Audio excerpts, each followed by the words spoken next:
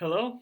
So it is Deacon Joe here at Ascension in the rectory here, and I want to talk a little bit about Mark's gospel today. So this coming up in the last few weeks, we have started liturgical year B, and in this cycle of the liturgical readings, we go through the Gospel of Mark this year.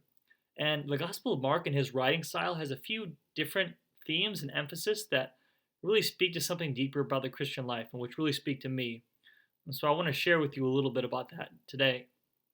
The first thing is St. Mark uses the word that's it's translated as immediately all the time. Jesus does this and then immediately he's doing something else, and like it seems like Jesus is going so fast from place to place. The Gospel of Mark uses this word over 40 times as opposed to the Gospel of Matthew, which uses it 6 times, and the Gospel of Luke, which uses this word only 1 time. So one emphasis in the Gospel of Mark is that he emphasizes the urgency of Jesus' mission. Jesus wastes no time in coming to save us, even when he comes here to come to perform miracles and all stuff like that. So we see the great urgency in Jesus' mission in Mark's Gospel through the use of the word immediately.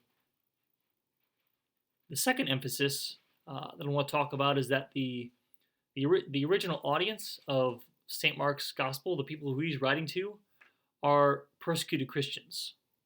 And I think people who are suffering for their belief in Christ and their practice of the faith. And I think although our world's different than it was thousands of years ago, we still face, like, living the Christian life is still hard. Our culture makes it very hard to live out the Christian life, and so many things make following Jesus hard. And so, as much as Paul was speaking to the people in centuries ago, trying to encourage them that like who Jesus is and he loves you and he came to save you, so keep fighting even though it's hard. St. Mark still has that same message for us today. He still speaks to us, reminding us that who Jesus is and what he came here to do, and how because of who he is, we can keep pushing through and follow him even though it's hard. And I guess one thing that would have been encouraging to the early Christian community is that, your life's hard, you're being persecuted for following Jesus. But again, this urgency, Jesus, again, wastes no time in coming to your help. Jesus is on a mission to help you as fast as he can.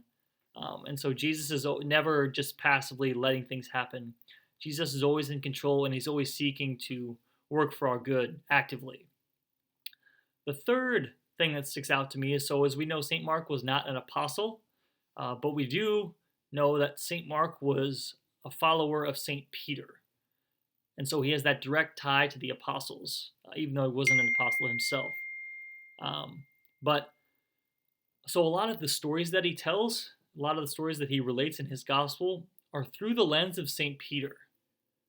And St. Mark, all the gospels do this, but especially in St. Mark, he really displays the weakness of the apostles. These 12 men that Jesus chose to found his church on, you'd think that would be a pretty big deal. But some reason he chose these stupid fishermen who always do things wrong. But St. Mark shows us that even though they always make mistakes and they never seem to get it right, their weakness and their mistakes never messes up God's plan. God's plan is done whether or not he can make his plan done however he wants to.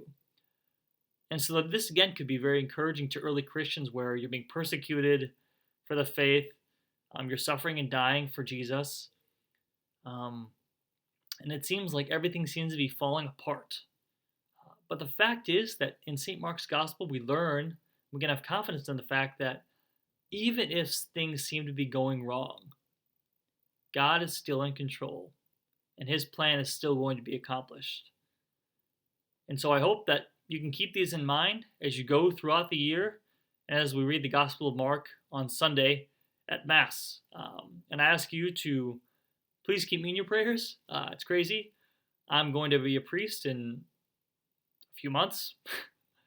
after many years of seminary. So it's a great blessing that I'm looking forward to. So I'd ask you to keep me in your prayers as I approach ordination, and I will always remember you in my prayers and my ministry here at Ascension.